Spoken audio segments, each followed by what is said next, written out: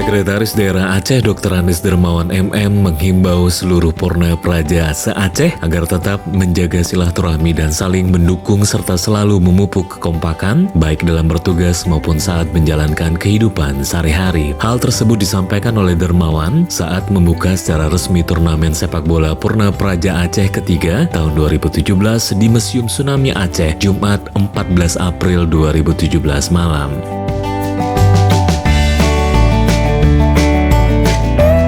Dalam sambutannya, mantan Sekda Nagan Raya itu juga berpesan kepada para Purna Praja untuk terus mengembangkan kemampuan diri dengan terus mengikuti berbagai pendidikan dan juga pelatihan agar kualitas diri semakin baik dari masa ke masa. Di akhir sambutan, Sekda juga menetapkan Kabupaten Aceh Tengah sebagai tuan rumah turnamen Purna Praja 4 tahun 2018.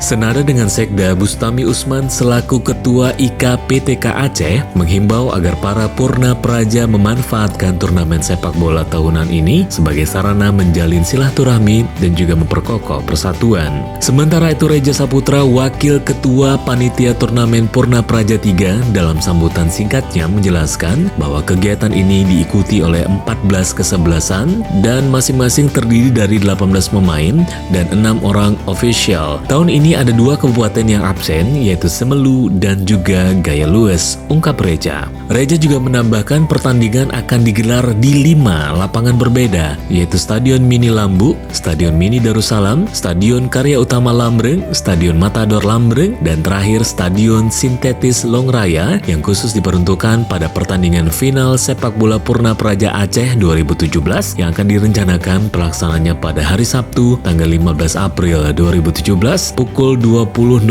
waktu Indonesia Barat sampai dengan selesai.